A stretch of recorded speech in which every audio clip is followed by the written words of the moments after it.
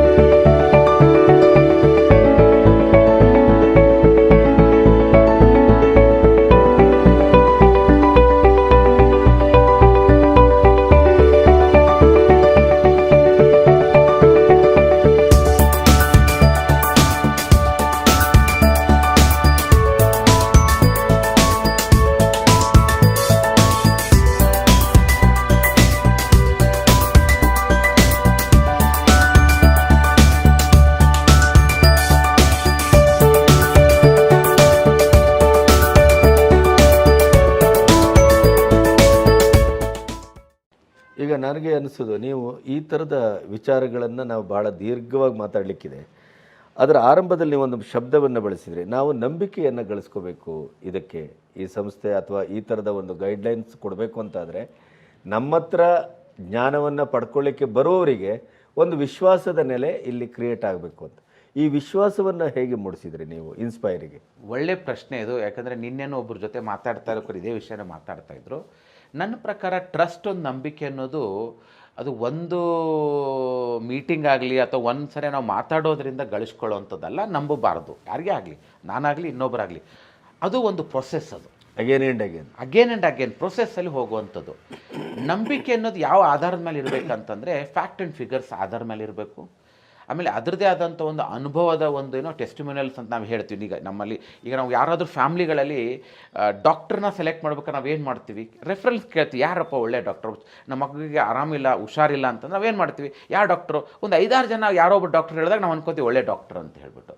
ಹಾಗೆ chartered accountant ವಿಷಯದಲ್ಲಿ, ಹಾಗೆ ಲಾಯರ್ ವಿಷಯದಲ್ಲಿ, ಹಾಗೆ ಫೈನಾನ್ಷಿಯಲ್ ಅಡ್ವೈಸರ್ ವಿಷಯದಲ್ಲೂ ನಂಬಿಕೆ ಅನ್ನೋದು ಆ ವ್ಯಕ್ತಿ ಹೇಳೋದ್ರಿಂದ ಕೇಳಬೇಡಿ. ಆ ವ್ಯಕ್ತಿ ಬಗ್ಗೆ ಅವರ ಸುತ್ತಮುತ್ತ ಉಪಯೋಗ ಅಂದರೆ ಅವರ ಒಂದು ಸರ್ವಿಸ್ನ ತೆಗೆದುಕೊಂಡು, ಅವರ ಒಂದು ಸಲಹೆನ ತೆಗೆದುಕೊಂಡು, ಅವ್ರು ಹೇಗೆ ಬೆಳೆದಿದ್ದಾರೆ ಅವರ ಒಂದು ಅನುಭವನ ತೆಗೆದುಕೊಂಡು ನಂಬಿಕೆನ ಬೆಳೆಸ್ಕೊಳ್ಳೋದು ಬೆಟರ್ ಅಂತ ನನಗನ್ಸುತ್ತೆ. ಸೊ ನಮ್ಮ ಒಂದು ಸಂಸ್ಥೆಯ ನಂಬಿಕೆಯನ್ನು ಹೇಗೆ ಕ್ರಿಯೇಟ್ ಮಾಡಿದ್ವಿ ನಾವು, ಮೊಟ್ಟ ಮೊದಲನೇದಾಗಿ ಯಾರಿಗೂ ಒಬ್ಬರನ್ನ ಇನ್ವೆಸ್ಟ್ ಮಾಡಿ ಅಥವಾ ಹೂಡಿಕೆ ಮಾಡಿ ಅಂತ ಅಪ್ರೋಚ್ ಮಾಡಿರೋದಲ್ಲ. ಫಸ್ಟ್ ಮೊಟ್ಟ ಮೊದಲನೇಗೆ ಮಾಡಿದ್ದು. ನೀವು ಹೇಳಿದರೆ ಕೆಲವೊಂದು ಇವತ್ತು ಸ್ಕ್ಯಾಮ್ಗಳಾಯಿತು, ಫೈನಾನ್ಷಿಯಲ್ ಸ್ಕ್ಯಾಮ್ಗಳು ಬಹಳಷ್ಟು ಕಡೆ ಇವತ್ತು ಜನರನ್ನ ಒಂದು ಫೈನಾನ್ಷಿಯಲ್ ಲಿಟ್ರಸಿ ಇಲ್ಲದೆ ಇರೋದು, ಫೈನಾನ್ಷಿಯಲ್ ನಾಲೆಜ್ ಇಲ್ಲದೆ ಇರೋದನ್ನ ಮಿಸ್ಯೂಸ್ ಮಾಡಿಕೊಂಡು ಅವರ ಹಣವನ್ನು ದುರುಪಯೋಗ ಮಾಡಿಕೊಂಡು ಅತಿ ಹೆಚ್ಚು ಬಡ್ಡಿ ಕೊಡೋದಾಗಿ ಅಥವಾ ನಿಮ್ಮ ಹಣನ 1 ವರ್ಷದಲ್ಲಿ ಡಬಲ್ ಮಾಡೋದಾಗಿ ಈ ಥರ ಎಲ್ಲ ನಂಬಿಕೆಗಳನ್ನ ಕ್ರಿಯೇಟ್ ಮಾಡಿ, ಅಂದರೆ ಇದು ಆಲ್ ಮಿಸ್ಯೂಸ್ ಆಫ್ ಥಿಂಗ್ಸ್ನ ಮಾಡಿ ಏನು ಮೋಸ ಮಾಡೋಗಿರೋವಂಥದ್ದಿದೆ.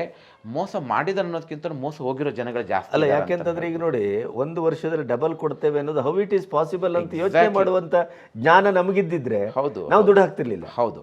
ಸೊ ಅಂಥ ಒಂದು ಸಮಯದಲ್ಲಿ ನಾವು ಮಾಡಿದ್ದೇನೆಂದ್ರೆ ಮೊಟ್ಟ ಮೊದಲನೇದಾಗಿ ಈ ಒಂದು ಜನರಿಗೆ ಹಣಕಾಸಿನ ವಿಷಯದಲ್ಲಿ ಬೇಕಾಗಿರುವಂಥ ಒಂದು ಮಾಹಿತಿಗಳನ್ನ, ನಾಲೆಜ್ನ ಕೊಡುವಂಥ ಸಂಸ್ಥೆಗೆ ಶುರು ಮಾಡಿದ್ದು ನಾವು. ಅದನ್ನು ವಿವರಿಸಿ ಸ್ವಲ್ಪ, ಆರಂಭಿಕ ಹಂತ ಹೇಗೆ ಮಾಡಿದ್ವಿ ಅಂದರೆ, ನಾನು ಮತ್ತು ನನ್ನ ಇನ್ನೊಬ್ಬರು ಪಾರ್ಟ್ನರ್ ಅಂತ ಅವ್ರನ್ನ ಶುರು ಮಾಡಿದ್ದು. ಅವರು ಬಂದ್ಬಿಟ್ಟು ಜೀವನದ ಬಗ್ಗೆ ಹೇಳ್ಕೊಡುವಂಥ ಒಂದು ಪ್ರಖ್ಯಾತ ಟ್ರೈನರ್ ಅವರು, ಬಾಲಕೃಷ್ಣನ್ ವಿ ಅಂತೇಳಿ. ಅವರು ಒಂದು ಸಂಸ್ಥೆನ ಶುರು ಮಾಡಿದರು, leaders academy for personal success. ಅವರ ಸಂಸ್ಥೆಯಲ್ಲಿ ಏನೇನು ವಿಷಯಗಳು ಹೇಳ್ಕೊಡ್ತಾ ಇದ್ರು ಅಂದರೆ, ಸುಮಾರು ಅಂದರೆ ಅವರಿಗೆ ಜನರಿಗೆ ಒಬ್ಬ ಲೀಡರ್ಶಿಪ್ ಕ್ವಾಲಿಟಿ ಹೇಗೆ ಬೆಳೆಸ್ಕೋಬೇಕು, ಟೈಮ್ ಮ್ಯಾನೇಜ್ಮೆಂಟ್ ಹೇಗೆ ಮಾಡಬೇಕು, ಸ್ಟ್ರೆಸ್ ಮ್ಯಾನೇಜ್ಮೆಂಟ್ ಹೇಗೆ, ಈ ವಿಷಯಗಳು ಹೇಳ್ಕೊಡ್ತಾ ಇರಬೇಕಾದ್ರೆ ಒಂದು ಗ್ಯಾಪ್ ನಾನು ಕಾಣಿಸಿದ್ದೇನೆ. ಅಂದರೆ ಎಲ್ಲದಕ್ಕೂ ಇಂಪಾರ್ಟೆಂಟ್ ಬಂದ್ಬಿಟ್ಟು ಫೈನಾನ್ಷಿಯಲ್ ಮ್ಯಾನೇಜ್ಮೆಂಟ್ ಇದು also should be part of that ಅಂತ ಹೇಳಿ ಶುರು ಮಾಡಿದ್ದು 2007ರಲ್ಲಿ. ಸೊ ಆರಂಭಿಕ ದಿನಗಳಲ್ಲಿ ನಾವೇನು ಮಾಡ್ತಾಯಿದ್ವಿ, ಈ ಥರ ಒಂದು ಪ್ರೋಗ್ರಾಮ್ ಇದೆ ಅಂತ ಹೇಳಿಬಿಟ್ಟು ಪೇಪರ್ಗಳಲ್ಲಿ ಒಂದು ಜಾಹೀರಾತನ್ನ ಕೊಟ್ಟು ಜನರು ಆ ಪ್ರೋಗ್ರಾಮಿಗೆ ಬರೋಕ್ಕೆ ಶುರು ಮಾಡಿದರು. ಅಲ್ಲಿ ನಾವು ಅವರಿಗೆ ಎಜುಕೇಷನ್ ಶುರು ಮಾಡಿದ್ವಿ, ಅವ್ರಿಗೆ ಅರ್ಥ ಆಗೋ ಭಾಷೆನಲ್ಲಿ. ಇವತ್ತು ಫೈನಾನ್ಸ್ ಅನ್ನೋ ಫೀಲ್ಡ್ ಹೇಗಿದೆ ಅಂದರೆ, ಆ ವರ್ಡ್ಸ್ಗಳು ಕೇಳಿಬಿಟ್ರೆ ಭಾಳಷ್ಟು ಜನ ಅಯ್ಯೋ ಇದು ನನಗೆ ಅರ್ಥ ಆಗದೆ ಇರೋ ಸಬ್ಜೆಕ್ಟು, ನನಗೆ ತಿಳಿಯಲ್ಲ ಅಂತ ಅನ್ನೋದು. ಮತ್ತೆ ಜನಭಾಷೆಯಲ್ಲೂ ಹೇಳೋದಿಲ್ಲ, ಎಲ್ಲರೂ ಇಂಗ್ಲೀಷಲ್ಲೇ ಮಾತಾಡ್ತಾರೆ, ಇಂಗ್ಲೀಷಿನ ವರ್ಡಿಂಗ್ಸನ್ನೇ ಬಳಸ್ತಾರೆ. ಹೌದು. ಸೊ ನಮ್ಮ ಸ್ಟ್ರೆಂಗ್ತ್ ಏನಾಯ್ತು ಅಂದರೆ, ನಾವು ಭಾಷೆ ಅಂದರೆ ಈ ಒಂದು ಆರಂಭಿಕ ದಿನಗಳಿಂದನೂ ಕನ್ನಡ ಭಾಷೆಯಲ್ಲಿ ಅದನ್ನು ಹೇಳ್ಕೊಡುವಂಥದ್ದು, ಅವ್ರಿಗೆ ಅರ್ಥ ಆಗೋ ರೀತಿನ ಹೇಳ್ಕೊಡುವಂಥದ್ದು. ಹಾಗೆ ಶುರು ಮಾಡಿರುವಂಥ ಇದೊಂದು ಸೆಮಿನಾರ್ ಅನ್ನೋದಕ್ಕಿಂತ ವರ್ಕ್ಶಾಪ್ ಅಂತ ಕರೆದ್ವಿ ನಾವು. ಯಾಕಂದರೆ ಮೊದಲ ವರ್ಕ್ಶಾಪಿನ ಅನುಭವ ಇಟ್ಕೊಂಡು ಮಾತಾಡಿ. ಖಂಡಿತವಾಗ್ಲೂ ಆ ವರ್ಕ್ಶಾಪಲ್ಲಿ ನನ್ನ ಒಂದು ಹೇಳ್ಬೇಕಂದ್ರೆ, ಇದರಲ್ಲಿ ಜನರಿಗೆ ಎಷ್ಟು ಅರ್ಥ ಮಾಡ್ಕೊಂಡಿದ್ದಾರೆ ಅನ್ನೋಕ್ಕಿಂತ ಆ್ಯಸ್ ಅ ಟ್ರೈನರ್ ಆಗಿ ನಾನು ಶುರು ಮಾಡಿದಾಗ ನಾನು ಕಲ್ತಿರೋದು ಜಾಸ್ತಿ ಇದೆ ಅಲ್ಲಿ. ಸೊ ಅಲ್ಲಿ ನಾನು ನಿಂತ್ಕೊಂಡಾಗ ನಾನು ಮಾತಾಡಿದ್ದೇನೆಂದರೆ, ಆ ವ್ಯಕ್ತಿಗಳ ಮುಖದಲ್ಲಿ ನೋಡಿದಾಗ ನನಗೆ ಅರ್ಥ ಆಗಿದೆ. ಫಸ್ಟ್ ಪ್ರೋಗ್ರಾಮ್ ನಾವು ಅಟೆಂಡ್ ಮಾಡಿದಾಗ ಅರೌಂಡ್ 120 ಜನ ಅಟೆಂಡ್ ಆಗಿದ್ದಾರೆ. 120 ಜನ ಅಟೆಂಡ್ ಆಗಿದ್ದಾರೆ. ಒಳ್ಳೆಯ ಒಂದು ರೆಸ್ಪಾನ್ಸ್ ಇಲ್ಲ, ಕೆಟ್ಟದಾಗಿರಲಿಲ್ಲ. ನನ್ನ ನನ್ನ ಅನುಭವದಲ್ಲಿ ಆ 120 ಜನರಲ್ಲಿ ನಿಮಗೆ ಆಶ್ಚರ್ಯ ಆಗೋದು, ಚಾರ್ಟೆಡ್ ಅಕೌಂಟೆಂಟ್ಸು ಆ ಪ್ರೋಗ್ರಾಮಲ್ಲಿ ಇದ್ದರು ನಾನು ಆರಂಭಿಕ ದಿನದಲ್ಲಿ. ಬಟ್ ಒಂದು ಏನು ಅಂತಂದರೆ, ನಾವು ಒಳ್ಳೆಯದನ್ನು ಕೊಡ್ತಾ ಇದ್ದೀವಿ ಅಥವಾ ಜನರಿಗೆ ಉಪಯೋಗ ಆಗೋದನ್ನು ನಾವು ಕೊಡ್ತಾ ಇದ್ದೀವಿ ಅಂತ ಅಂದಾಗ ಅದನ್ನು ನಾವು ಸಿಂಪಲ್ಲಾಗಿ ಅರ್ಥ ಆಗೋ ರೀತಿನ ಹೇಳಿಕೊಟ್ಟಾಗ ಅದು ಜನಕ್ಕೆ ಮನ ತಟ್ಟುತ್ತೆ. ಅದು ಬಹಳ ಇಂಪಾರ್ಟೆಂಟ್ ಇದೆ. ಅದು ಆದಮೇಲೆ ನಾವು ಮಾಡಿದ್ದೇನಂತಂದರೆ, ಒಂದು ಜನರಿಗೆ ನಾಲೆಜ್ ಕೊಟ್ಟಾಯಿತು.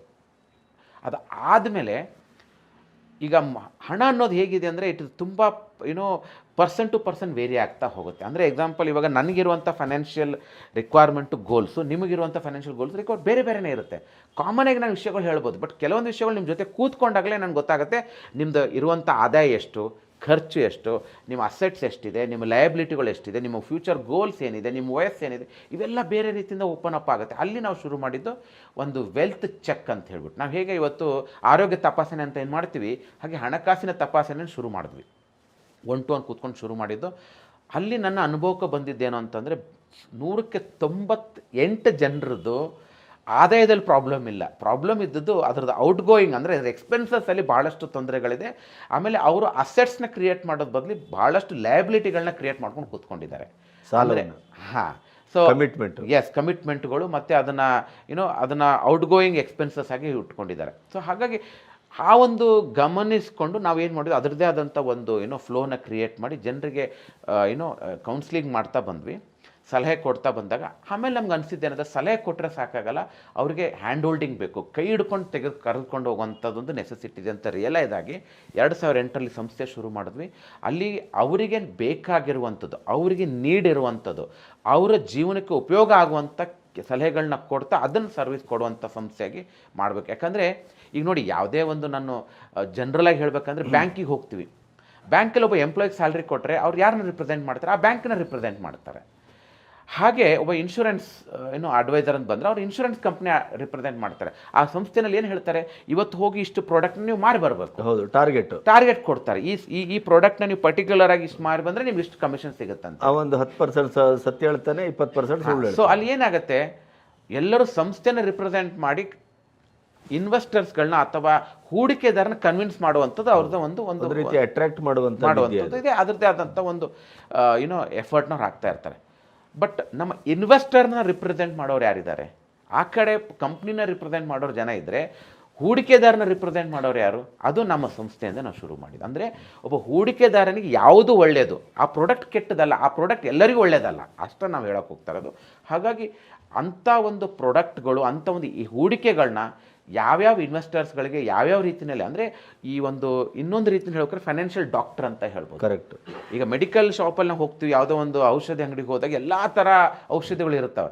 ಎಲ್ಲ ಔಷಧಿಗಳು ಎಲ್ಲರಿಗೂ ಕೊಡೋಕ್ಕಾಗಲ್ಲ. ಹಾಗೆ ಒಬ್ಬ ಡಾಕ್ಟರ್ ಪ್ರಿಸ್ಕ್ರಿಪ್ಷನ್ ಏನು ಬರೀತಾರೆ, ಹೌದು, ಅದಕ್ಕೆ ನಾವು ಫೈನಾನ್ಷಿಯಲ್ ಪ್ರಿಸ್ಕ್ರಿಪ್ಷನ್ ಅಂತ ಏನು ಹೇಳ್ತೀವಿ, ಆ ಪ್ರಿಸ್ಕ್ರಿಪ್ಷನ್ ಪ್ರಕಾರ ಅವರ ಒಂದು ಆರೋಗ್ಯಕ್ಕೆ ಯಾವುದು ಫೈನಾನ್ಷಿಯಲ್ ಆರೋಗ್ಯಕ್ಕೆ ಇಂಪಾರ್ಟೆಂಟು ಅದನ್ನು ಮಾಡಿಕೊಡುವಂಥ ಕೆಲಸ ನಾವು ಮಾಡ್ತೀವಿ. ಅದಕ್ಕಾಗಿ ಡಾಕ್ಟರ್ ಹೇಳೋದು, ನೀವು ನೇರ ಮೆಡಿಕಲ್ ಶಾಪ್ಗೆ ಹೋಗಿ ನೀವೇ ಔಷಧ ತಗೋಬೇಡಿ ಅಂತ.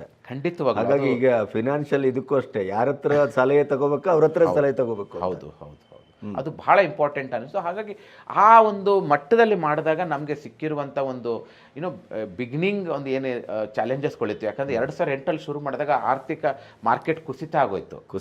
ಆವಾಗಲೇ ಕೆಲವು ಪ್ರಕರಣಗಳು ಜನ ದುಡ್ಡು ಹಾಕಿ ಕಳ್ಕೊಂಡಂಥ ಘಟನೆಗಳು ನಡೆದಿದ್ದವು. ಸೊ ಅಂಥ ಒಂದು ಕಷ್ಟದ ದಿನಗಳಲ್ಲಿ ನಾವು ಏನು ಒಂದು ಕನ್ಸಿಸ್ಟೆಂಟ್ ಆಗಿ ನಾವು ಅದನ್ನು ಒಂದು ನಂಬಿಕೆಯ ಜೊತೆಗೆ ಏನು ಮಾಡ್ತಾ ಬಂದ್ವಿ. ಇವತ್ತು 2008ರಿಂದ ನಾನು ವಾಪಸ್ ನೋಡಿದಾಗ ನಮ್ಮ ಜೊತೆಗೆ ಬಂದಿರುವಂಥ ಹೂಡಿಕೆದಾರರು ಇವತ್ತು ಎಷ್ಟೊಂದು ಜನರದ್ದು ಒಂದು ಅವ್ರದ್ದು ಹಣಕಾಸಿನ ಇಂಡಿಪೆಂಡೆನ್ಸ್ ಅಂತ ಏನು ಹೇಳ್ತೀವಿ, ಆರ್ಥಿಕ ಸ್ವಾತಂತ್ರ್ಯ ಅಂತ ಸಿಕ್ಕಿದೆ. ಅದನ್ನು ನೋಡಿದಾಗ ಅವ್ರಿಗೆ ಅದರಲ್ಲಿ ಸಿಗುವಂಥ ಒಂದು ಆನಂದ, ಅವ್ರಿಗೆ ಬೇಕಾಗಿರುವಂಥ ಗೋಲ್ಸ್ಗಳು, ಮನೆ ಕಟ್ಟೋದಾಗಿರ್ಬೋದು.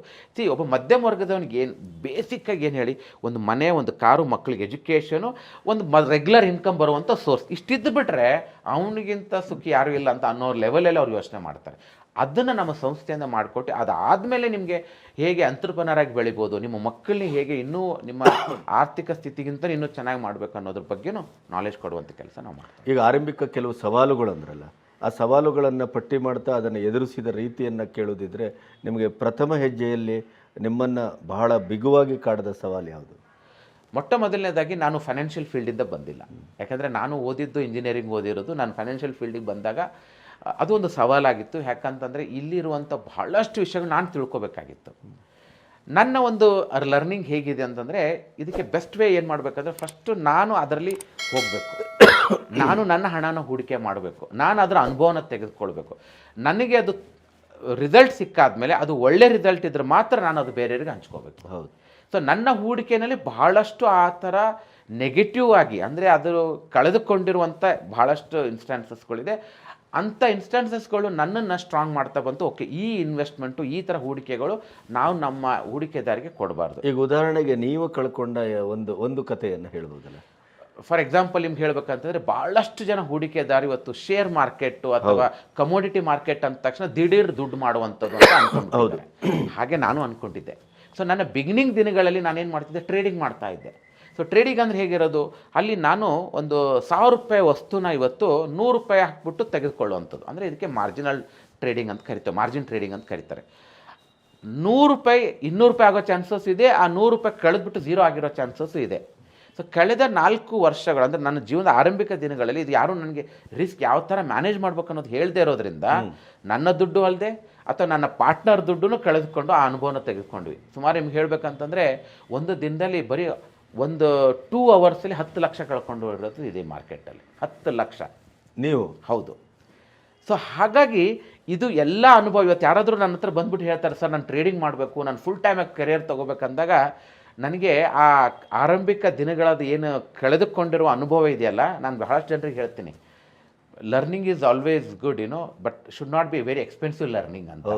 ತುಂಬ ಏನಂತಾರೆ, ಒಬ್ಬ ಆಗಿನ ದಿನಗಳಲ್ಲಿ ಆರ್ಥಿಕವಾಗಿ ನಾನೇ ಕಷ್ಟದಲ್ಲಿದ್ದೀನಿ. ಅಂಥ ಟೈಮಲ್ಲಿ ಈ ಥರ ನನ್ನ ಪಾರ್ಟ್ನರ್ ದುಡ್ಡನ್ನ 10 ಲಕ್ಷ ಕಳೆದುಕೊಂಡು ಮತ್ತು ನಂದು ಸಾಲ ತೊಗೊಂಡು ಬಂದಿರೋ ದುಡ್ಡನ್ನ ಕಳೆದುಕೊಂಡಾಗ ಅನುಭವ ಸಿಕ್ಕಿದ್ದೇನಂತಂದರೆ, ಅದು ಎಲ್ಲನೂ ನನ್ನನ್ನು ಈ ಫೈನಾನ್ಷಿಯಲ್ ಫೀಲ್ಡಲ್ಲಿ ರಿಸ್ಕ್ನ ಹೇಗೆ ಮ್ಯಾನೇಜ್ ಮಾಡಬೇಕು, ರಿಸ್ಕ್ ಆಗೋದಕ್ಕಿಂತ ಮುಂಚೆ ರಿಸ್ಕ್ನ ಹೇಗೆ ಅನಲೈಸ್ ಮಾಡಬೇಕು ಅನ್ನೋದನ್ನ ಹೇಳ್ಕೊಟ್ಟಿರುವಂಥ. ನೀವು ಆ ಮರ್ಮಾಘಾತ ಇದು ಆ ಥರದ್ದು. ಹೌದು. ಕೇಳಿದ್ರೆ ಈಗಲೇ ನಮಗೆ ಮೈ ಜುಮ್ ಅಂತದ್ದು. ಹೌದು. ನೀವು ಆ ಹಂತದಲ್ಲಿ ಮೊದಲೇ ನೀವು ಬೆಂಕಿಯಲ್ಲಿದ್ದಿರಿ, ಆಮೇಲೆ ಬಾಣನಲ್ಲಿ ಬಿದ್ದಿರಿ. ಈಗ ಅಲ್ಲಿಂದ ಅದನ್ನು ಪಾರಾದದ್ದು ಹೇಗೆ ನೀವು?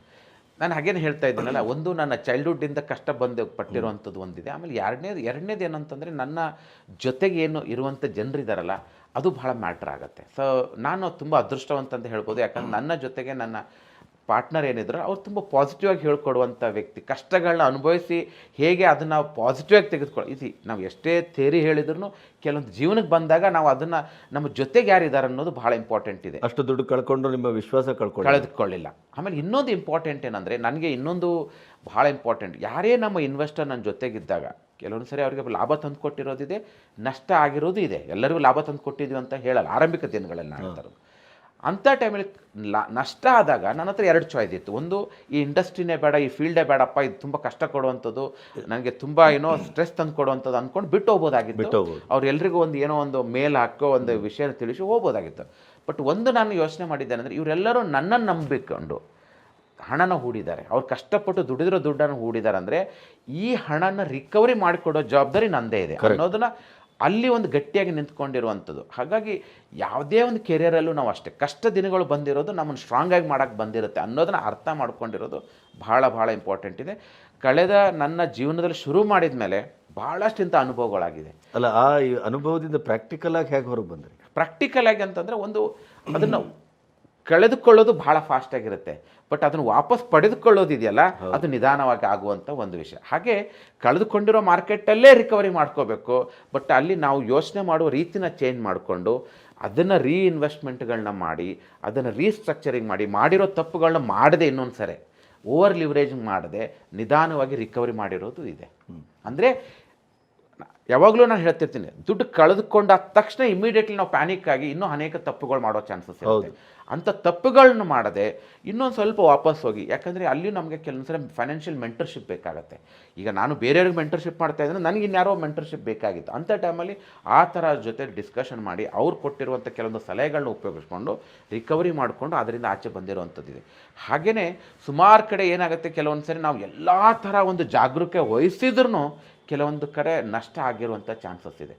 ಅಂಥ ನಷ್ಟಗಳನ್ನ ಹೇಗೆ ಮ್ಯಾನೇಜ್ ಮಾಡಬೇಕು ಅನ್ನೋದು ಕಲ್ತಿರೋದಿದೆ. ಫಾರ್ ಎಕ್ಸಾಂಪಲ್ ಹೇಳ್ಬೇಕಂದ್ರೆ, ಆರಂಭಿಕ ದಿನಗಳಲ್ಲಿ ನಾವು ಈ ಥರ ಒಂದು ಇನ್ವೆಸ್ಟ್ ಮಾಡ್ಬೇಕಾದ್ರೆ ಒಂದು ಸಂಸ್ಥೆಯಲ್ಲಿ ನಾವು ಅವರು ಮೆಂಬರ್ ಆಗಿದ್ದರು, ಅವರೆಲ್ಲ ಥರ ಒಂದು ಲೀಗಲಾಗಿ ಇದಾಗಿದ್ದರೂ ಸಹ ಸಡನ್ನಾಗಿ ಏನೋ ಕೆಲವೊಂದು ಆ್ಯಕ್ಟಿವಿಟಿಯಿಂದ ಅವ್ರು ಸಸ್ಪೆನ್ಷನ್ ಆಗಿ ಹೋಲ್ ಇನ್ವೆಸ್ಟರ್ ದುಡ್ಡು ಅಲ್ಲಿ ಸಿಕ್ಕಾಕೊಂಡಿರೋದಿತ್ತು. ಸೊ ಅಂಥ ಒಂದು ಸಂದರ್ಭದಲ್ಲಿ ಇನ್ವೆಸ್ಟರ್ ಜೊತೆಗೆ ಇದ್ದು ಯಾವುದೇ ಥರ ಕಷ್ಟ ಕಾಲದಲ್ಲಿ ಅವ್ರ ಜೊತೆಗಿದ್ದಾಗ, ಹೂಡಿಕೆದಾರ ಜೊತೆಗಿದ್ದರೆ ಲೈಫ್ ಟೈಮ್ ಅವ್ರು ನಮ್ಮ ಜೊತೆಗೆ ಕರೆಕ್ಟ್. ಇದು ಭಾಳ ಇಂಪಾರ್ಟೆಂಟ್ ಇದೆ. ಹಾಗಾಗಿ ನಮ್ಮ ಸಂಸ್ಥೆಯಲ್ಲಿ ನಾವು ಯಾವಾಗಲೂ ಏನಂದರೆ, ಆರಂಭಿಕ ಇನ್ವೆಸ್ಟ್ಮೆಂಟಲ್ಲೇ ಹೇಳ್ತೀವಿ, ಇದು ತುಂಬ ಹೈ ರಿಸ್ಕ್ ಇರುವಂಥದ್ದು. ಇಲ್ಲಿ ಎಷ್ಟು ದುಡ್ಡು ನೀವು ಮಾಡಿ ನಿಮಗೆ ಆ ದುಡ್ಡಲ್ಲಿ ನಷ್ಟ ಆದರೂ ತಡ್ಕೊಳಕ್ಕಾಗತ್ತೆ, ಅಷ್ಟು ದುಡ್ಡನ್ನು ಮಾತ್ರ ಹಾಕಿ. ಈ ದುಡ್ಡು ನೆಸೆಸಿಟಿ ಇರುವಂಥ ದುಡ್ಡಿದೆ, ಈ ದುಡ್ಡಲ್ಲಿ ಯಾವುದೇ ಥರ ಆ ರಿಸ್ಕ್ ಇರಬಾರ್ದು. ಆ ಥರ ಬೈಫರ್ಕೇಷನ್ ನಮ್ಮ ಅನುಭವದಲ್ಲಿ ಕಲ್ತಿರೋದ್ರಿಂದ ನಮ್ಗೆ ಹೇಳೋಕ್ಕಾಗ್ತಾ ಇದೆ. ಹಾಗಾಗಿ ಇದು ನಮ್ಮ ಚಾಲೆಂಜಸ್ ಇದೆ. ಫೈನಾನ್ಷಿಯಲ್ ಫೀಲ್ಡ್ ಹೇಗೆ ಅಂದರೆ, ಬೆಂಕಿ ಮೇಲೆ ಕೂತ್ಕೊಂಡಾಗ ನೀವು ಕರೆಕ್ಟಾಗಿ ವರ್ಡ್ ಹೇಳಿದ್ರಿ. ಬಟ್ ಏನಂದರೆ, ಇದು ಯಾವಾಗಲೂ ನಾವು ಕಲಿತಾನೆ ಇರ್ತೀವಿ. ಯಾಕಂದರೆ ಬಹಳಷ್ಟು ರೆಗ್ಯುಲೇಷನ್ಸ್ ನೋಡಿ, ಹರ್ಷದ್ ಮೆಹ್ತಾ ಸ್ಕ್ಯಾಮ್ ಆಯಿತು, ಅದಾದಮೇಲೆ ಸತ್ಯಂ ಕೇಸ್ ಆಯಿತು, ಅದಾದಮೇಲೆ ಈ ರೀಸೆಂಟ್ಲಿ ನೋಡಿರ್ಬೋದು ಎಷ್ಟೊಂದು ಜನ ಕಾರ್ವಿ ಅಂತ ಒಂದು ಸಂಸ್ಥೆ ಭಾಳಷ್ಟು ಜನ ಶೇರ್ ಹೋಲ್ಡರ್ ದುಡ್ಡನ್ನ ಹೋಗ್ಬಿಟ್ಟು ಪ್ಲೆಜ್ ಮಾಡಿ ಅದನ್ನು ಉಪಯೋಗಿಸ್ಕೊಂಡಿರೋದಿದೆ. ಸೊ ಹಾಗಾಗಿ ಫೈನಾನ್ಷಿಯಲ್ ಫೀಲ್ಡಲ್ಲಿ ಇದು ಆಗ್ತಾನೆ ಇರುತ್ತೆ. ಇದಕ್ಕೆ ನೀವು ಇದೆಲ್ಲದಕ್ಕಿಂತ ಮುಖ್ಯವಾದಂಥ ನನಗೆ ನೆನಪಾಗೋದು, ಮಣಿಪಾಲ ಅಂತಂದಾಗ ಈ ಪಿಗ್ಮಿಯನ್ನು TMFIಗಳು ಶುರು ಮಾಡಿದ್ದು, ಆಮೇಲೆ ಬ್ಯಾಂಕಿಂಗ್ ಕ್ಷೇತ್ರಕ್ಕೆ ಬಹಳ ದೊಡ್ಡ ಕೊಡುಗೆಯನ್ನು ಕೊಟ್ಟಂಥದ್ದು. ಆದರೆ ಅದೇ ಜೆನೆಟಿಕ್ ಅದೇ ಕುಟುಂಬದ ಅಥವಾ ಅದೇ ಫ್ಯಾಮಿಲಿಯಿಂದ ಬಂದಂಥ ಅವರು ಶುರು ಮಾಡಿದ ICDSನ ಭಾಳ ದೊಡ್ಡ ಇದು ಗೊತ್ತಿರಬೇಕು ನಿಮಗೆ. ಹೌದು ಹೌದು, ಸಾವಿರ ಜನಗಳು, ಲಕ್ಷಾಂತರ ಜನಗಳು ಅವರ ಇಡೀ ಬದುಕು ಬೀದಿ ಬಂತು. ಹೌದು ಹೌದು. ಸೊ ಅಂದರೆ ಈ ಥರದ ನಂಬಿಕೆ ಇದೆಯಲ್ಲ, ಈ ಫಿನಾನ್ಷಿಯಲ್ ಅಡ್ವೈಸಿಂಗ್ ಕೊಡುವಂಥ, ಉಳಿತಾಯದ ಮಾರ್ಗವನ್ನು ಸೂಚಿಸುವಂಥ, ತೋರಿಸುವಂಥ ಈ ಮಾರ್ಗ ಇದು ಬಹಳ ಡೇಂಜರಸ್ ಆದಂಥ ಮಾರ್ಗ. ಇದು ಒಂದು ರೀತಿಯ ಕತ್ತಿ ಮೇಲಿನ ನಡಿಗೆ. ನೀವು ಬೇರೆ ಯಾವುದೋ ಎಜುಕೇಷನ್ನಿಂದ ಬಂದು, ಬೇರೆ ಯಾವುದೋ ಹಿನ್ನೆಲೆಯಿಂದ ಬಂದು, ಯಾವುದೇ ಆರ್ಥಿಕವಾದಂಥ ಭದ್ರತೆ ಇಲ್ಲದ ಸ್ಥಿತಿಯಲ್ಲಿ ಬಂದು ನೀವು ಈ ನಂಬಿಕೆಯನ್ನು ಗಳಿಸ್ಕೊಂಡು ಈ 14 ವರ್ಷದಲ್ಲಿ ಈ ಸಂಸ್ಥೆ ಮತ್ತು ಸಾವಿರಾರು ಜನರಿಗೆ ಅಡ್ವೈಸ್ ಮಾಡ್ತಾ ಇದ್ದೀರಲ್ಲ, ಅದಕ್ಕಾಗಿ ನಾನು ಕೇಳಿದ್ದು, ಆರಂಭದ ದಿನಗಳನ್ನು ದಾಟಿ ನೀವು ಒಂದು ವಿಶ್ವಾಸದ ನೆಲೆಯನ್ನು ಕುದುರಿಸ್ಕೋಬೇಕಾದ್ರೆ ಜನ ಬೇರೆ ಎಲ್ಲದರಲ್ಲೂ ನಂಬ್ತಾರೆ.